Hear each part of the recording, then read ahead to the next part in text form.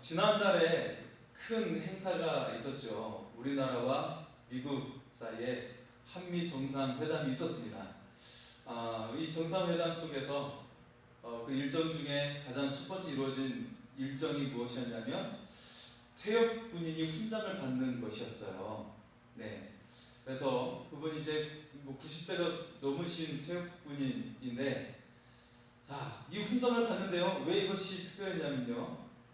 우리에게 정말 잊을 수 없는 장면이 연출이 됐어요. 어떤 장면이었냐면, 이 퇴역 장군은 이제 연세가 많으시니까 휠체어에 앉아 계시고, 그리고 미국의 바이든 대통령과 우리나라의 문재인 대통령이 옆에서 같이 사진 촬영을 하는 겁니다. 근데 여기에 멈추지 않고요. 이 두 대통령이 반 무릎을 꿇고, 이 퇴역 장군 옆에서 반 무릎을 꿇고 사진을 찍는 거예요. 여러분 정말 영광스럽지 않습니까? 네, 나라를 다스리는, 더군다나 세계 최고의 이제 정상의 자리에 계시는 그런 대통령, 두 분의 이제 대통령이 그렇게 양쪽에서 사진을 나를 위해서 반 무릎을 한 상태로 찍어주신다면 여러분 기분이 어떠시겠어요? 기분이 어떠실 것 같습니까? 대통령이 옆에서 나를 위해서 반 무릎을 한 상태에서 사진을 찍는다면, 그것만큼 영광스러운 일이 없을 겁니다. 아마 그분도 아마 생각했을 거예요. 내가 정말 나라를 위해서 목숨 걸고 싸우기를 잘했구나.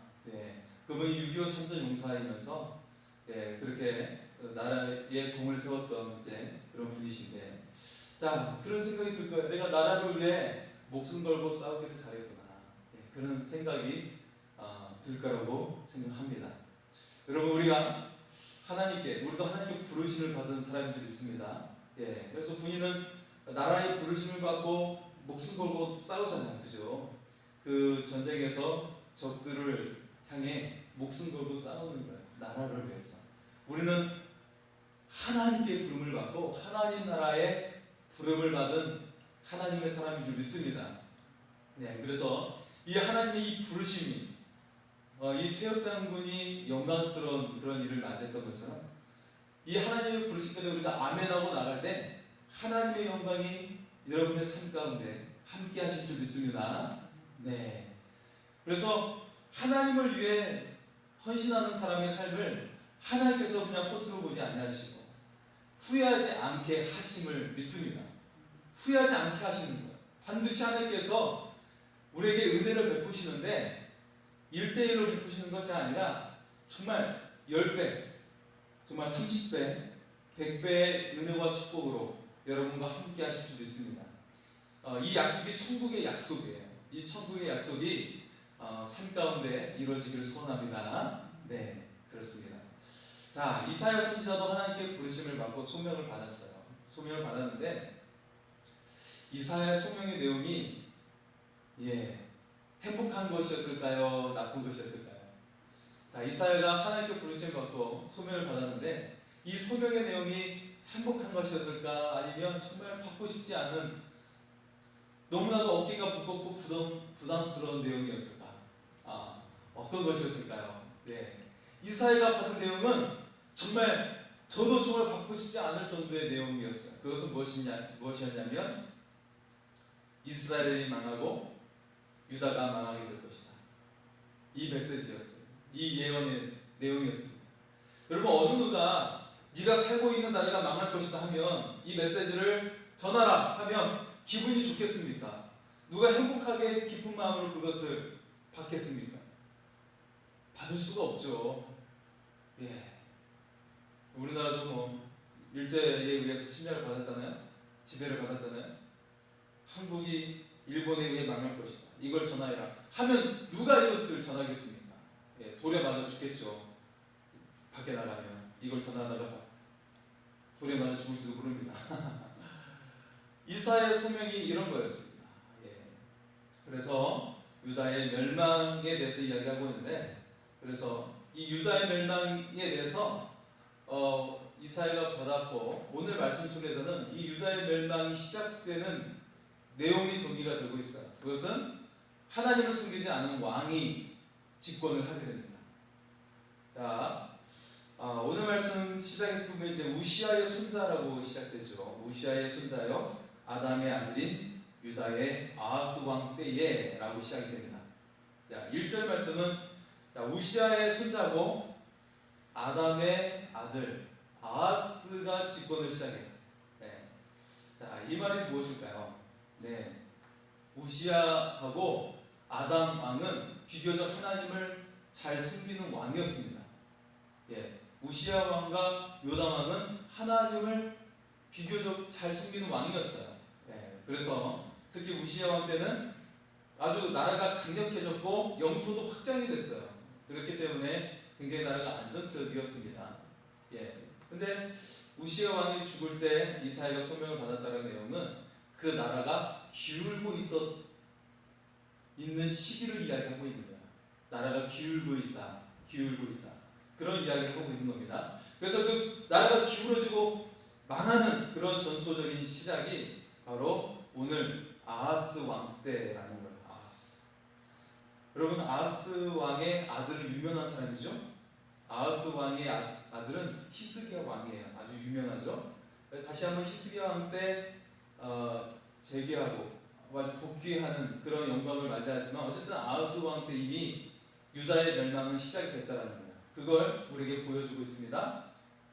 그리고 이사야가 이때 소명을 받았다라는 것이죠. 자, 이 아하스 왕 때 이 왕은 하나님을 버리고 우상을 숭배했어요. 할아버지와 같이 아니하고 아버지와 같이 않은 것이죠. 독단적으로 우상을 숭배하고요. 그리고 어려움이 있을 때 아수르라는 나라를 의지합니다. 이처럼 아수르와 긴밀한 관계를 유지하는 것에 대해서 북왕국 이스라엘과 그 바로 옆에 인접하고 있는 아람이라는 나라는 굉장히 기분이 나빴어요. 기분이 나빠가지고, 왜냐하면 아수르가 시시각각으로 아람과 북이스라엘을 계속 침공하고 있었거든요. 나중에는 두 나라가 완전히 망하게 돼요. 아수르에 의해서. 자, 지금은 계속 침공하고 있는 상황에서 침략을 계속 일삼고 있는 상황이거든요. 그런데 유다가 보니까 아수르와 친해져 있는 거예요. 친하게 지내고 있는 거예요. 그래서 북이스라엘과 아람이라는 나라가 동맹을 결성합니다. 그래서 유다를 치자, 유다를 제거하자 그러는 거예요. 그래서 우리의 신복을 심어서 다른 왕을 세우자 그러는 거예요. 예. 자, 2절의 말씀 한번 보겠습니다. 2절의 말씀. 어떤 사람이 다윗의 집에 알려 이르되 아람이 에브라임과 동맹하였다 하였으므로 왕의 마음과 그의 백성의 마음이 수비 바람에 흔들림 같이 흔들렸더라. 예. 자, 그래서 보니까요, 유다가 아수르와 친해지니까 북이스라엘과 아람이 동맹을 해서 유다를 치자라는 말이 들려오는 거죠.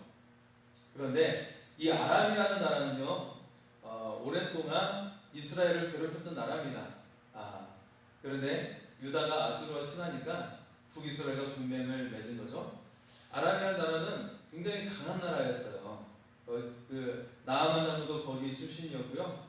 그래서 굉장히 이스라엘을 굉장히 괴롭히고 여러 번에 걸쳐서 거의 다 정복을 할 지경에 이를 정도로 그리고 여러 번 굉장히 어려움을 주었던 나라가 아람이라는 나라였습니다. 그리고 굉장히 강한 나라였습니다. 자, 2절 말씀 가운데 다윗의 집이라고 하는 것은 다윗을 중심으로 이루어진 남왕국 유다를 가리키는 것이죠. 예, 그래서 남유다를 가리킬 때 다윗의 집이라고 보통 말을 합니다. 다윗의 혈통의 왕들이 계속 이어져 나왔죠.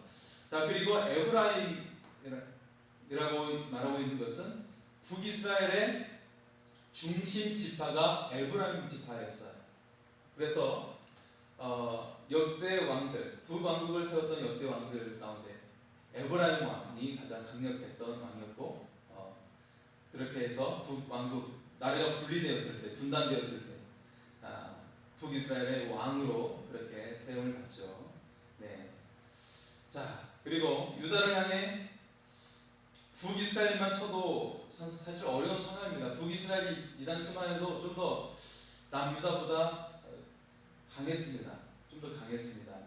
그래서 북이스라엘만 쳐더라도 굉장히 어려운데 더 강력한 아람이 같이 동맹을 결성해서 온다는 것은 이거는 굉장히 머리가 아픈 일이고 매우 두려운 일이었습니다. 그래서 유다의 왕 아하스가 어떻게 했을까? 하나님을 의지하지 않았어요. 비밀리에 아수르에게 원병을 요청하고 있는 겁니다. 군대를 보내주십시오. 요청을 하려고 하는 겁니다. 하나님의 능력을 의지하지 않고 있는 거예요. 내 힘으로 내 좀 더 강한 나라를 의지해서 군대를 보내달라고 그렇게 계획을 세우고 있는 것이죠. 유다의 불신앙의 모습을 보여주고 있습니다. 자, 이런 아하스 왕의 모습을 통해 여러분 우리의 모습을 돌아보게 되죠. 여러분 우리가 하나님 믿는 사람 그렇게 말을 합니다. 여러분 정말 하나님을 믿고 계십니까? 하나님을 믿고 계시죠? 네. 하나님을 믿고 있지만 가끔 우리가 문제가 생길 때가 있잖아요. 그럴 때, 자, 지금 경제적으로 어려움이 있다고 했을 때 누구에게 도움을 요청합니까? 예, 뭐 가족에게 먼저 말할 수도 있고 친구에게 말할 수도 있고 그렇겠죠. 그렇게 해서 최대한 뭐 돈을 모으고 할 겁니다. 예, 또 이렇게 질병에 걸렸을 때는 아주 용하다는 의사를 찾아가서 진료를 보려고 할 거예요. 예, 다 같은 심정이죠. 빨리 나아야 되니까. 내 아이가, 내 자녀가 아프다고 생각한다면 정말 정신없이 그렇게 찾아서 갈 겁니다. 용하다는 의사 찾아서 갈 겁니다. 예, 하지만 우리가 어떤 이 문제 해결에 대해서 전혀 노력을 하지 말라는 것이 아니에요. 계획을 세우지 말라는 것이 아니고 거기에서 우선시 되어야 하는 것이 있다라는 거죠. 그 모든 문제 속에서 가장 먼저 있어야 돼야 하는 과정이 있다는 것입니다. 가장 우선시 되어야 하는 것이 무엇이죠? 그것은 바로 하나님께 나아가는 것임을 믿습니다. 하나님께 나아가는 거예요. 그 무엇보다도 우리가 우선시 되어야 하는 것은 하나님께 무릎을 꿇는 것입니다. 우선시 되어야 하는 기도가 빠졌기 때문에 그게 문제가 되는 것이죠. 어떤 문제에 대해서 계획을 세우지 않거나 그것에 대해서 노력을 하거나 이것이 문제가 되는 것이 아니라 가장 먼저 하나님께 나아가고 하나님께 기도하고 하나님의 음성을 들어야 한다는 거예요. 하나님, 제가 어떻게 하면 좋을까요? 제가 이 경제적인 문제 속에서 하나님 어떻게 하면 좋을까요? 하나님께 물어야 됩니다. 하나님, 이 질병의 상황 속에 내가 어떻게 해야 될까요? 하나님께 물어야 된다는 것이죠. 그럼 하나님께서 우리에게 마음을 주시고 하나님께서 음성을 주십니다. 그래서 하나님께서 인도해 주시는 거예요. 그래서 하나님께서 우리에게 생명의 길과 은혜의 길로 인도해 주실 줄 믿습니다. 네. 그래서 대부분의 사람들은 교회 다니는 사람도 마찬가지로 인간적인 방법만 모색을 하다가 마지막에 만신창이가 돼가지고 전부여 의지없어서 손 들고 옵니다 하면서 눈물 흘리고 콧물 흘리면서 막 그렇게 나중에야 후회하고 하나님을 찾는 사람들이 있어요. 여러분, 우리가 나중에 후회하지 않고 우리가 먼저 하나님께 나아가서 여러분의 삶에 정말 은혜가 가득한 삶이 될 수 있기를 축복합니다. 네, 하나님은 정말 우리에게 원하시는 것이 한 가지가 있어요. 우리가 원하시는 것은 헌금도 아니고요, 많은 봉사도 아니고요, 정말 하나님께서 우리에게 원하시는 것은 무엇이냐면 하나님 앞에 나아오는 것이에요. 하나님의 이름을 부르는 것이에요. 하나님 얼굴을 바라보는 것이에요. 이것이 그 무엇보다도 하나님께서 정말 원하시는 것입니다. 그런데 우리는 세상 사람들을 즐거워하고 세상에 여러 가지 좋아하는 것들, 뭐 맛있는 음식, 좋아하는 장소, 그런 것에 생각과 마음이 빼앗기는 경우가 많이 있어요.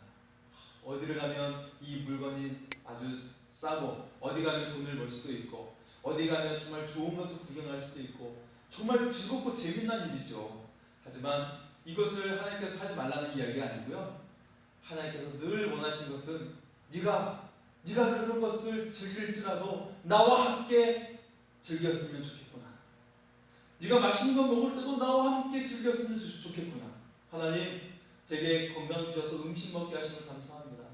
저에게 이 즐거움을 주심을 감사드립니다. 저에게 이렇게 좋은 것들을 구경할 수 있도록 함께 해주셔서 감사합니다. 하나님께서 원하시는 것은 우리에게 어떤 우리가 전혀 어떤 것도 누리지 않는 그런 삶이 아니라요, 그 모든 것을 누릴 때 하나님과 함께 하시기를 원하시는 거예요. 하나님 앞에서 즐거워하기를 원하시는 겁니다. 그래서 이 모든 순간에 우리 모든 인생 속에서 하나님과 함께 즐거워하는 인생이 되기를 소원합니다. 네. 그래서 지금 문제의 상황 속에서 먼저 하나님께 기도하기를 원하십니다. 여기에 우리의 노력과 계획도 있어야겠지만 그 무엇보다도 하나님께 먼저 나아가고 하나님을 온전히 붙드는, 그리고 하나님의 음성을 듣는 은혜의 삶이 될 수 있기를 소원합니다. 자, 이 상황 속에 하나님께서 우리에게 주시는 위로의 말씀이 있습니다. 자, 굉장히 어려운 상황이죠. 북왕국 이스라엘과 강력한 아람이라는 나라가 쳐들어온다. 우리를 망하게 하겠다, 우리를 전멸시키겠다고 이야기하고 있는 거예요. 누군가 나의 삶을 망가뜨리겠다고 한다면 여러분 어떤 기분이 드시겠습니까? 주변의 이웃들이 계속해서 나를 공격해 온다면 여러분 어떤 생각이 드시겠습니까? 이 상황 속에 우리가 어떻게 될까요? 다윗 왕도요, 그가 도망자 생활을 하다가 블레셋에 들어가게 되잖아요. 그래서 그가 함께 거느리는 군대들, 한 400명의 군대들이 블레셋을 위해서 전쟁도 하고 그렇게 지내죠. 그렇게 지냅니다. 근데 한 번은 이제 전쟁을 치르려고 갔다가 전쟁에 참여하지 말라고 블레셋에서 왕이 명령을 내려서 군대들이, 다윗의 군대가 집으로 돌아가게 되죠. 그때 어떤 일이 발생합니까? 집으로 돌아가는데 이 아말렉이라는 나라가, 이 족속이 아주 굉장히 질적으로 나빠요. 아주 저질스러운 종족인데 다윗의 가족들과 그의 군대의 모든 가족들을 다 데리고 간 거예요. 그리고 좋은 물건을 다 가져간 거예요. 다 도적해 간 거예요. 그래서 다윗의 군사들이 순간적으로 머리가 휙 돌면서 다윗을 죽이려고 하는 거예요. 다윗의 밑에 있는 그 부하들이 다윗을 죽이려고 덤비는 겁니다. 이때 다윗이 어떻게 하죠? 다윗이 굉장히 다급해지지만 이때 다윗이 정신을 차리고 하나님을 향해 부르짖었어요. 그리고 하나님을 생각하며 용기를 내서 군대들에게 말했어요. 부하들에게 말했습니다. 멈춰라. 우리가 하나님을 의지해서 지금 쫓아가면 반드시 우리의 가족을 구해낼 수 있다. 지금 우리끼리 다투고 두려워하고 분노하면 우리의 가족을 구해낼 수 없다. 그렇게 그들을 설득합니다. 하나님을 바라보고 하나님을 통해 용기를 내서 그 군대를 이끌고 그들을 추격해서 다 구해냅니다. 여러분, 다윗도 그런 상황을 맞이했어요. 나를 위해 목숨을 걸겠다고 했던 이 군대가 나를 죽이려고 하는 상황 속에 놓이게 되었던 것이죠. 이 가운데 그가 하나님을 바라봤어요. 나와 함께 동거동락하면서 고생을 했던 이 부하들이 아니라 그들이 오히려 나를 죽이려고 하는 상황 속에서 하늘을 바라보고 하나님을 의지했다는 겁니다. 여러분, 지금 상황 속에 여러분 많은 사람들이 여러분과 친하고 여러분에게 아주 잘 대해주고 나도 그들에게 많은 도움을 주기도 했고 그런 관계가 있을 거예요. 하지만 그들은 언제든지 우리에게 등을 돌릴 수가 있습니다. 자신의 이로운 상황이 되지 않고 자신에게 이득이 되지 않을 때는 등을 돌릴 수가 있어요. 하지만 하나님은 결코 여러분을 버리지 않으시고 함께 하시고 여러분을 도와주시는 하나님이신 것을 기억할 수 있기를 소원합니다. 자, 지금 남왕국 유다 아하스 왕이 그런 상황이죠. 그런 상황 속에서 자, 북왕국 이스라엘 아람의 그 왕이 또 나를 죽이려 하고 우리나라를 남왕국을 치려가는 상황 속에서 하나님께서 어떤 말씀을 주시고 계십니까? 하나님께서 이 앞으로 나갈 수 없고 뒤로도 후퇴할 수 없는 진퇴양난의 이 상황 속에서 어떤 메시지를 주고 있습니까? 4절의 말씀을 같이 한번 보겠습니다. 4절의 말씀입니다. 그에게 이르기를 너는 삼가며 조용하라. 르신과 아람과 르말리아의 아들이 심히 노할지라도 이들은 연기나는 두 부즈갱이 그루터기에 불과하니 두려워하지 말며 낙심하지 말라. 아멘. 할렐루야. 여러분, 지금 두려움의 상황 속에서 하나님은 먼저 우리가 말씀하십니다. 삼가며 조용하라 하시는 거예요. 적들이 분노하며 쳐들어올지라도 너는 두려워하지 말고 놀라지 말라. 그렇게 하나님 말씀하십니다. 삼가며 조용하라. 지금 너의 적들이 분노한다고 해서 너도 기분 따라 행동하지 말고 하나님만 의지하고 잠잠하라 라고 말씀하십니다. 지금 너의 상황이 굉장히 급박하고 어려울지라도 화내지 말고 감정에 휩싸이지 말고 하나님을 바라보고 잠잠하라. 요동치지 말라. 고요하고 잠잠하게 있어라. 그리고 너는 가만히 있어 내가 하나님됨을 볼지어다. 할렐루야. 여러분, 우리는 상황 속에서 마음이 요동칠 때가 있어요. 감정이 격분하고 흥분될 때가 있어요. 여러분, 화내는 것이 내 감정을 표출할 때는 나 자신에게는 그때는 좋을 수 있죠. 좋을 수 있지만, 하지만 이 분노의 감정은 사고를 많이 칠 수가 있습니다. 우리 감정 조절을 잘못하면 극단적인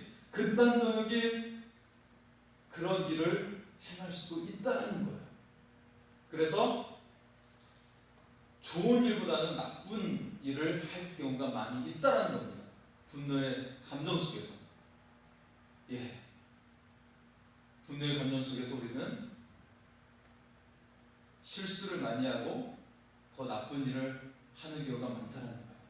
그리고 내 감정은 해소가 되겠지만 남에게는 굉장히 두려움과 분위기를 흐트러 놓는 그런 상황을 맞이하는 경우가 많이 있습니다. 여러분, 왜 술 취하지 말라고 할까요? 술 취하는 사람들은 그의 감정이 극단적인 상황 속으로 올라가게 돼요. 그래서 우울한 사람은 자살까지 생각하게 되고요, 행동에 옮기는 경우가 있습니다. 그리고 분노하는 사람은 다른 사람에게 공격하는 경우가 있어요. 폭력을 행사하고 더 심각한 경우로 몰아넣는 경우가 있는 것이죠.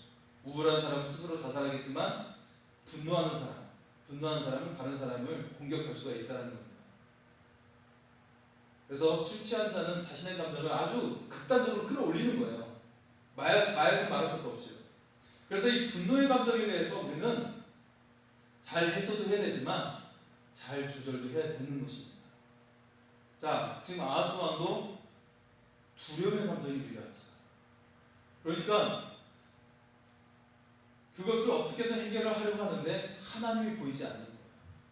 눈앞에 보이는 것은 내가 압수르랑 친하잖아? 압수르에게 도움을 요청해야지 하고 있는 것이죠.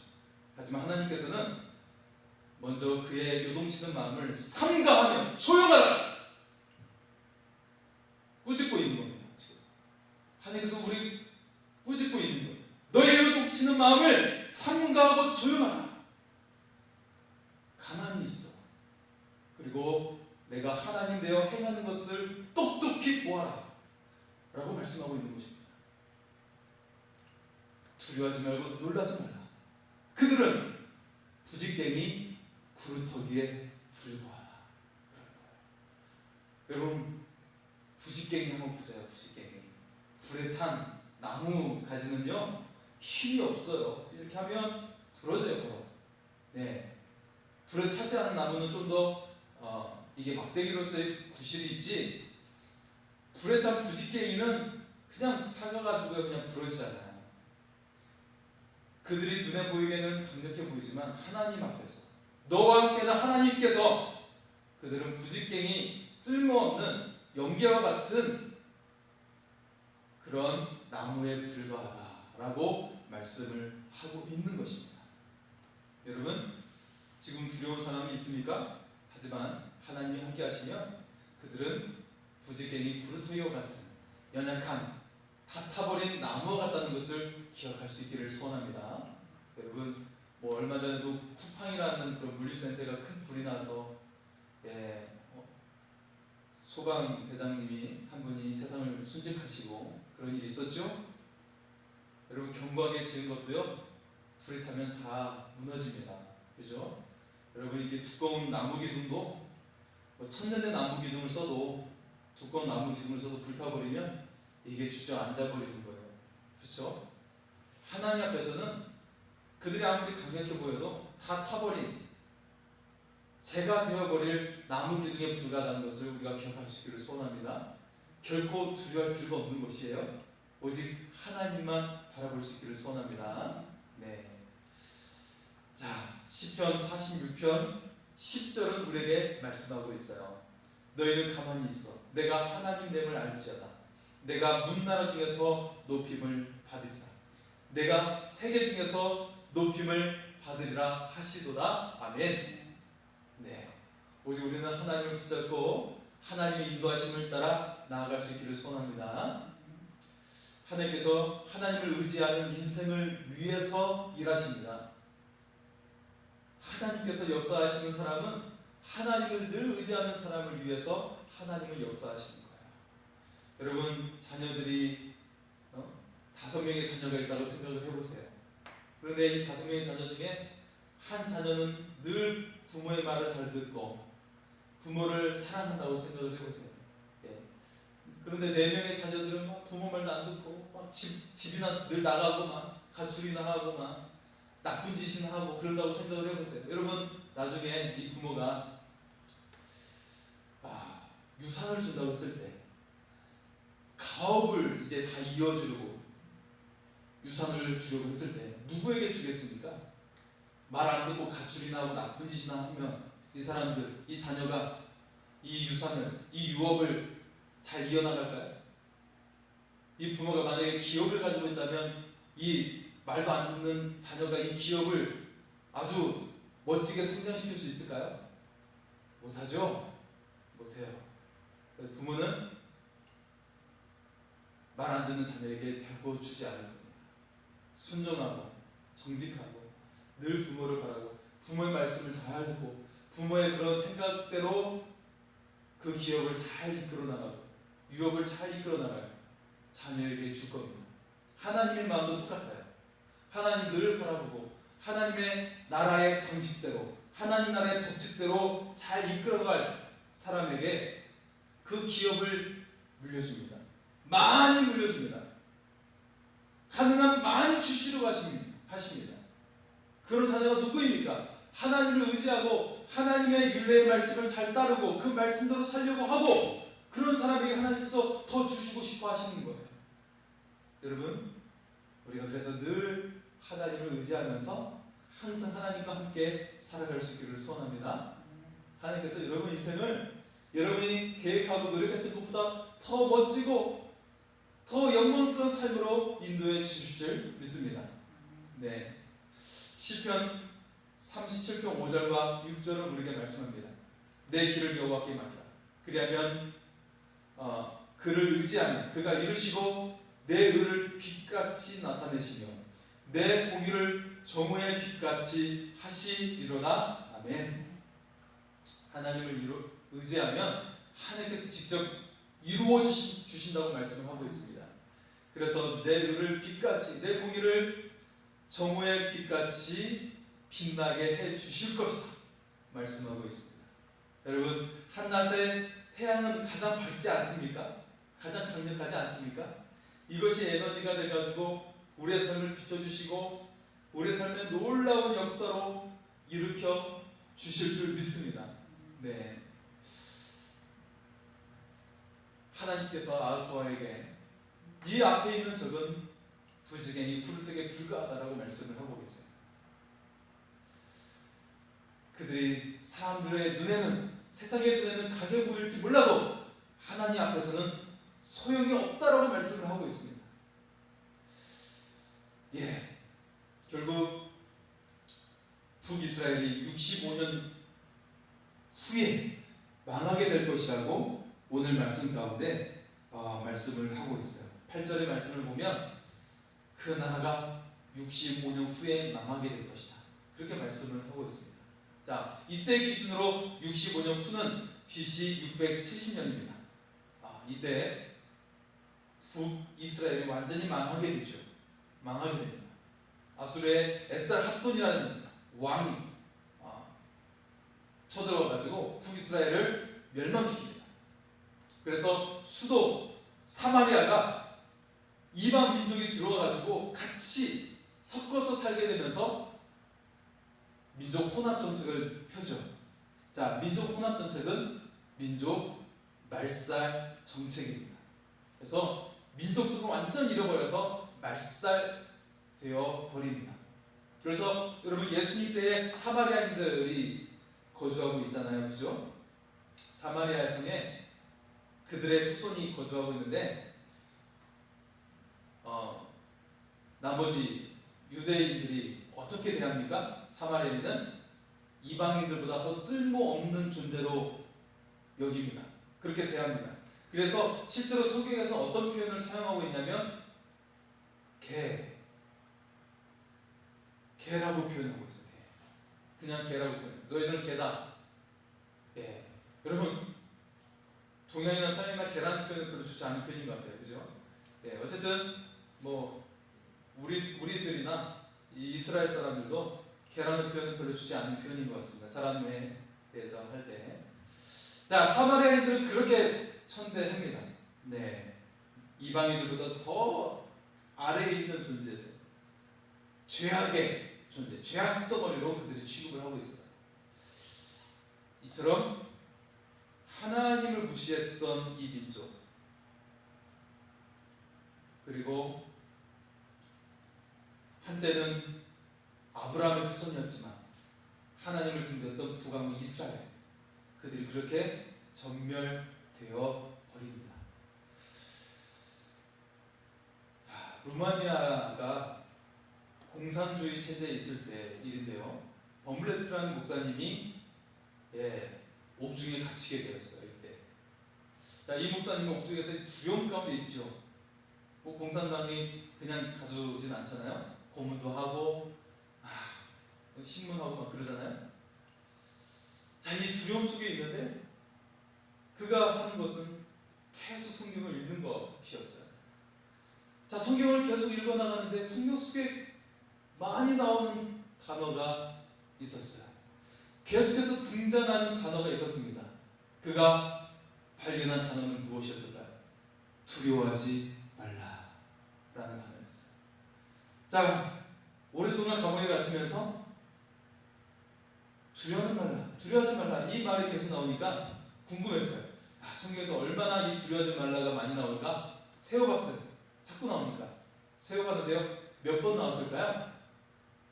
두려워하지 말라라는 단어가 몇 번 나왔을까요? 365번 나왔습니다.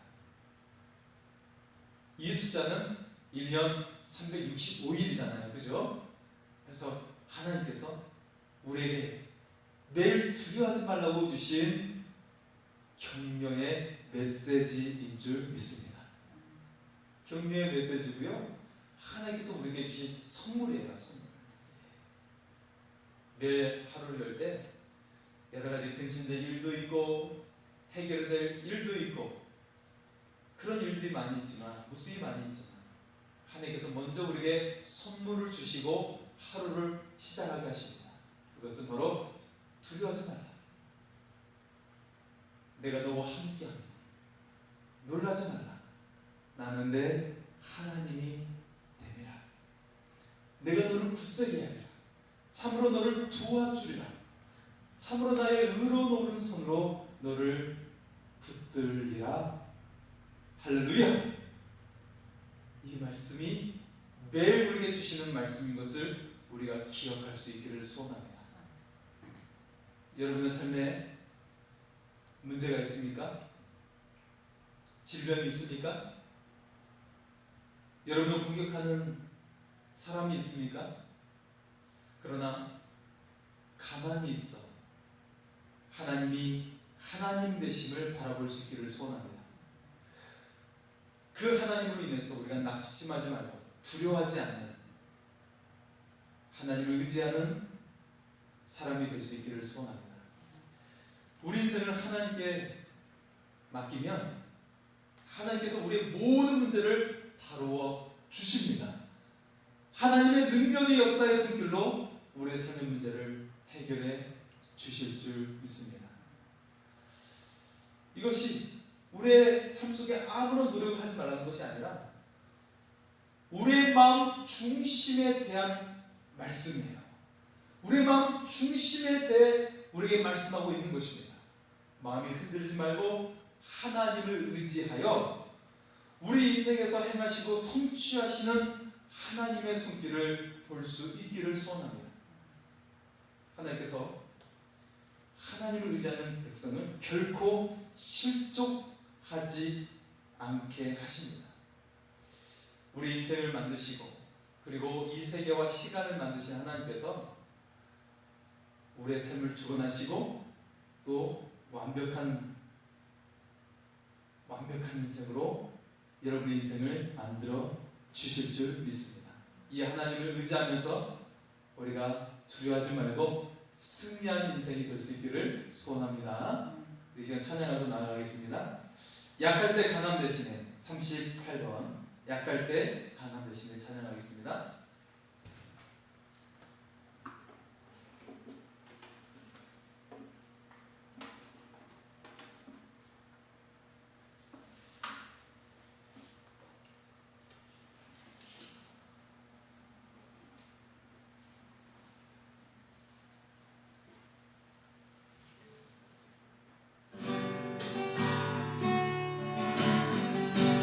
강하게 하시는 주님을 찬양합니다. 약할 때 강함 대신에 나의 보배가 되시줄 주 나의 모든 것 주 안에 있는 보물을 주 안에 있는 보물을 나는 공개할 수고 주 나의 모든 것 주 나의 모든 것 예수 어린 양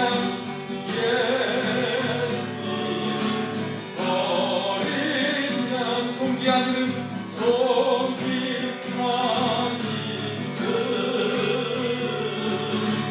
예수 어린 양 송기하는 송기하는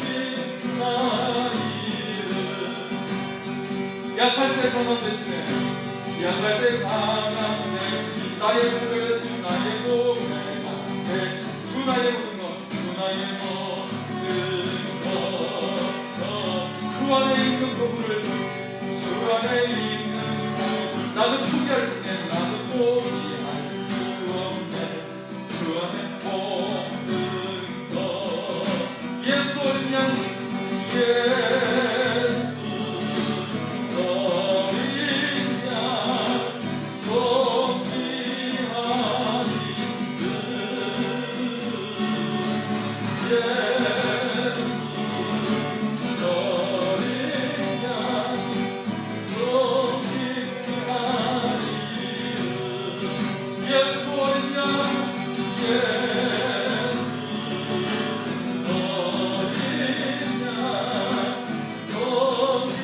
성기하니